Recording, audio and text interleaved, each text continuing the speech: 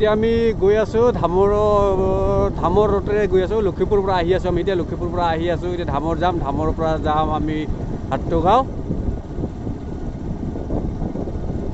গাঁও কেনেকুৱা নাজাৰা, ইমান সুন্দৰ পৰিৱেশ, এইটো চাব আপোনালোকে। এইবিলাক গোটেইবিলাকে বান এলেকা হয়, কিন্তু এইবাৰ অলপ বেয়া লাগিছে। এইবাৰ বাৰিষাটো খুব ইয়াৰ খেতিবিলাক চব বানপানী উটুৱাই নিলে, গতিকে এইবাৰ ইয়াতে খেতি এটাও নাই। দুৰ্ভাগ্যজনক কথা।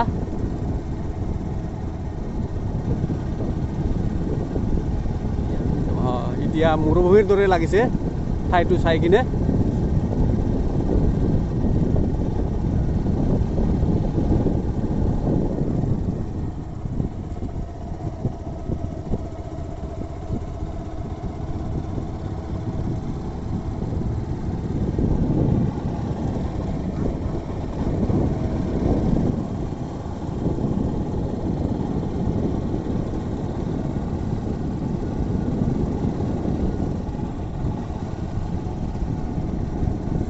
এইটো ৰাস্তাৰ কাষে কি ছাগলীটো ভেড়া ছাগলী বুলি কয়, ভেড়া ছাগলী, ভেড়া।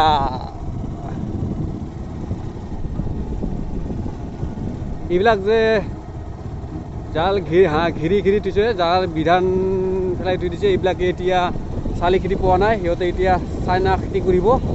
এইবিলাক কুঠীয়া হয়, এইবিলাক কুঠিয়াবিলাক চাই ল'ব, এইবিলাক গোটেই কুঠীয়া হয়।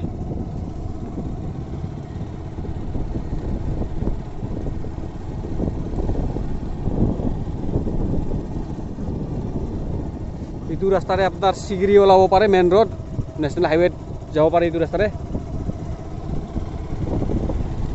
বহুত ডাঙৰ ফিচাৰী এটা আছে, ইয়াতে মাছ আছে নে নাই নাজানো, হয়তো বানপানীতে উটুৱাই লৈ গৈছে চাগে।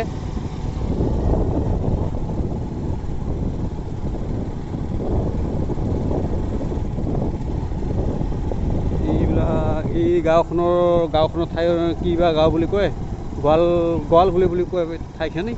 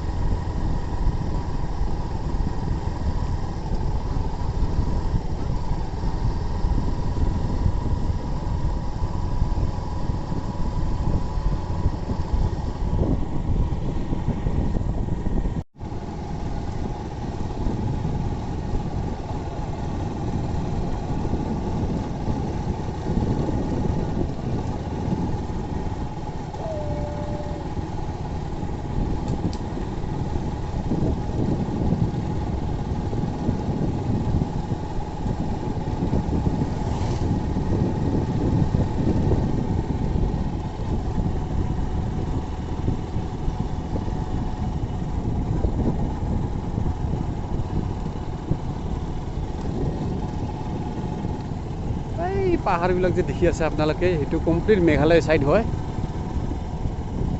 ডাঙৰ পাহাৰ দেখা পাই আছে আপোনালোকে। এই ৰাস্তাত ডিউটি কৰি আছে নেকি?